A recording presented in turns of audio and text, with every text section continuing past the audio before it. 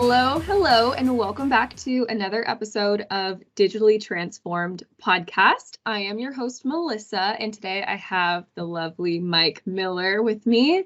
He's not a new guest around here. He's a senior engineer specializing in Microsoft 365 security here at Infuse Innovations.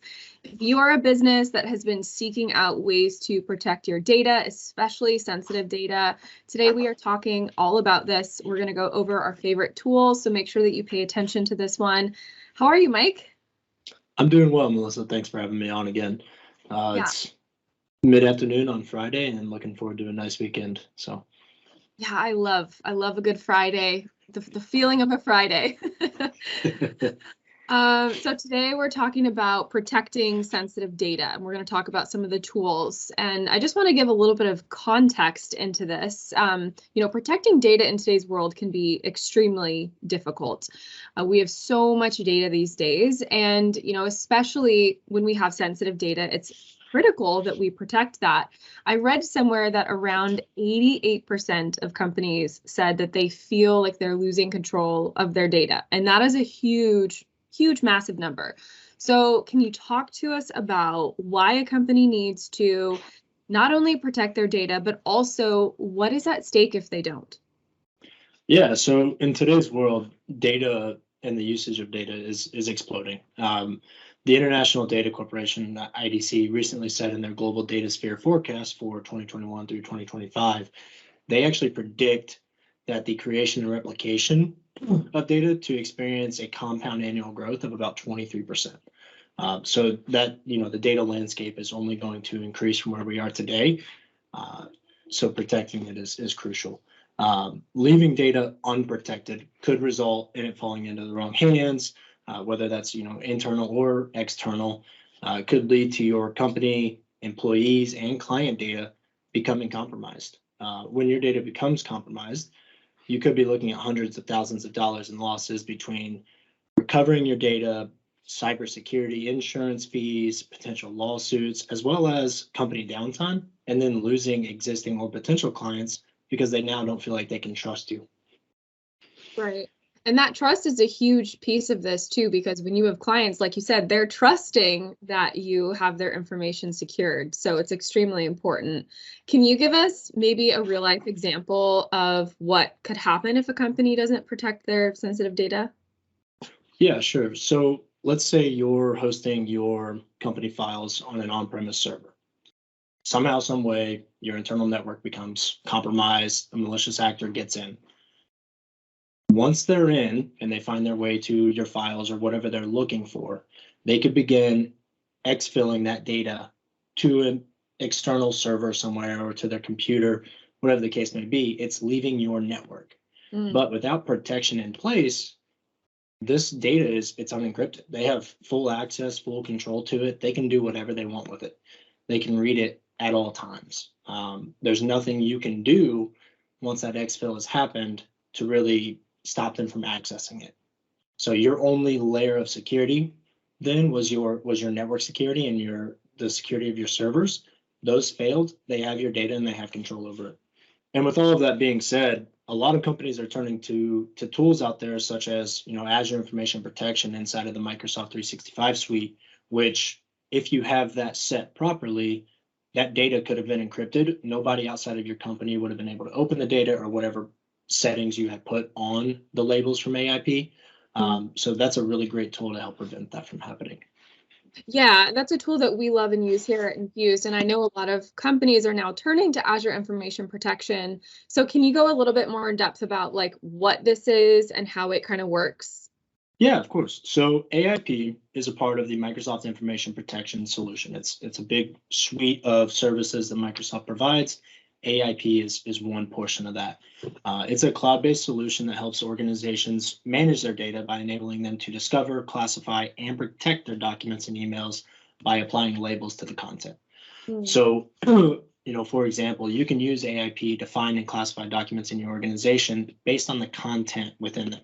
So if you have a Word document that contains a list of credit cards for your clients or your company credit cards, whatever the case may be, you can take an AIP label, tell it to look for credit card information, and then set it to automatically apply when that content is found using the label policies. So it will identify the document and then protect the document based on what you say. So you could say, if this contains a credit card, you can't edit it, you can't forward it, you can't copy it. This document is locked and it's only for internal use. So nobody externally can access that document. Wow. I mean, that's extremely helpful because, too, when you consider companies that we have a lot of internal users who might just accidentally send something out. And if you have this tool that is sort of like a second layer or a third layer, and it's this like shield of protection, making sure that that doesn't happen, that's extremely helpful. I want to ask you how Azure Information Protection relates to and ties into the Microsoft Information Protection. Is it a separate solution or do they work well together? Talk to us about that. Yeah, so like I was saying, AIP is a part of the MIP solution. I'm using abbreviations. Azure Information Protection is a part of Microsoft Information Protection. It adds the AIP labeling client, also known now as the Unified Labeling Client. They changed names on it. And then an on-premise scanner, so it'll also scan your on-premise servers. And then you have the MIP SDK, which stands for the Software Development Kit. The SDK is used in situations where you want to tie AIP into third-party applications and services.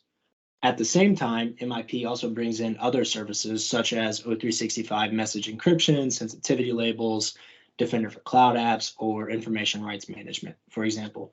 MIP is a framework of solutions that includes AIP and its features. Okay, got it. So it's an umbrella and then AIP is under it. Yep.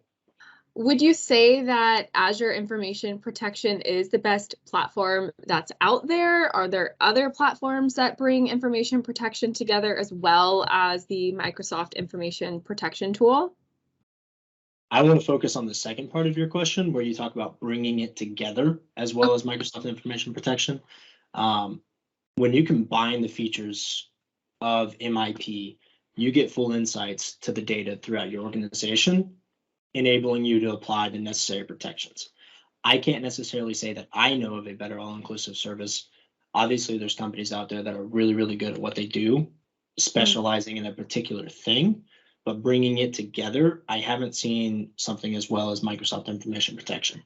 When you're able to factor in that you can configure services like automated labeling, you're already going to be paying for a high-level Microsoft license, right? Which I'll cover in a minute about the subscriptions that you need. That gives you many other services as well, such as Microsoft Defender for Cloud Apps, which you can use to further protect data in third-party solutions, say maybe Box, the capability to use exact data matching, so you can scope Microsoft to look for exactly what you want it to look for, whether it's function-based, whether you have source code, whatever the case may be, you can use their exact data matching and trainable classifier features to do that.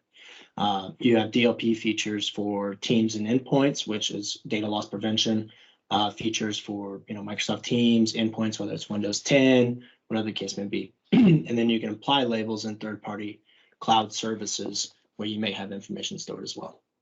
Yeah, it sounds like it basically makes it all efficient and streamlines everything. It's all, inclusive in this one tool, which I think so many of us, when we're working, we're just looking for that streamlined, efficient work process, make it easier, work smarter, not harder. You talk about how it fits in well with all the tools. So I want to ask you how it fits in with the Zero Trust framework, which is incredibly important, as you know. Right.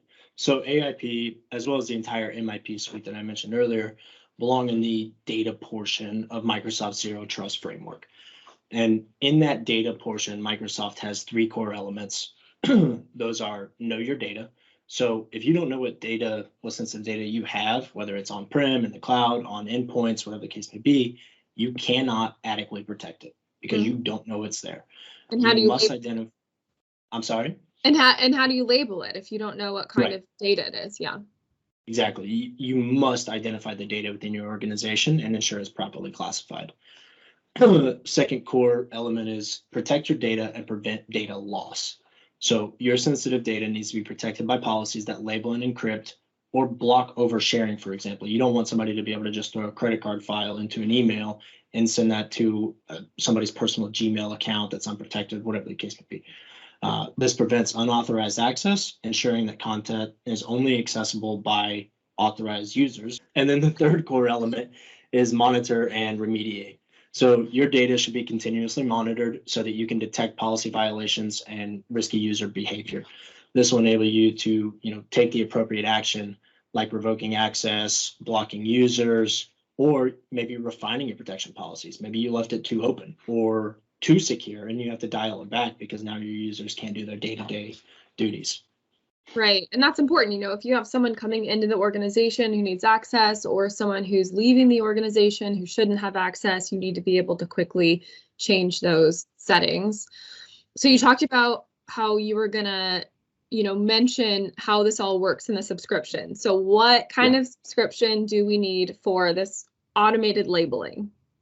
Yeah, so to get automated labeling features, including automated labeling for on-premise data, web, mobile office apps, the M365 apps, SharePoint, Exchange, and third-party services, you're mainly going to be looking at the Microsoft E5 licensing. That could be the full M365 E5 license or the E5 compliance. There's also the E5 and A5 information protection and governance license that could accomplish this. But like I said, you're mainly going to be looking at the E5 suite of things. There are other licenses that will give you some features, but you're not going to get the full automated labeling capabilities without that E5 subscription. Okay, got it. And does Azure Information Protection just look at cloud data? No. I'm happy to say no to that because you can also put scanners on your on-premise network.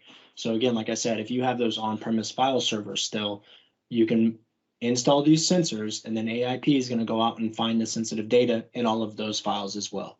It's also going to be able to find files stored on endpoints. So if you have users storing to their C drive or just local folders on their computer that aren't backed up to the cloud, you can use the Azure Information Protection unified labeling client on those endpoints to scan them and then find that data as well. So you're not restricted to just, OneDrive, SharePoint, or again, like I said earlier, you could be using Box. You're not restricted to just those cloud services. This is covering every aspect that you can think of. Perfect. And I know a lot of people who are interested in tools like this, it can feel kind of overwhelming. So let's say someone's ready to deploy this. Do you have any tips for them on just having it work pretty smooth? I think we could have a full podcast on making this a smooth process. Yeah. But I think the most important thing that someone can do is plan. You have to plan this out. You have to know where you're going to start, what data you're going to be looking for, what protection settings you want to enable once it's found, who needs access to what, whether it's, okay, we're making this strictly for HR, or we're making this strictly for accounting and finance, whatever the case may be, that has to be planned out ahead of time. And I really don't feel like this is a project that should be rushed. You shouldn't be looking at this as a 2 to 4 week project. This is going to take time. Set that expectation going in, and things are going to be better for you as you go. Yeah, that's really good advice. So, okay, so that's advice on how to get started, but like, how do they get started if they were interested? Yeah, so here at Infuse Innovations, we offer the Discover Sensitive Data workshop. That will provide you with examples of risks, ways to create remediation steps for that risk, utilizing your Microsoft E5 licensing, or reviewing what licensing you have in place and saying, okay, here's the features that you're going to get.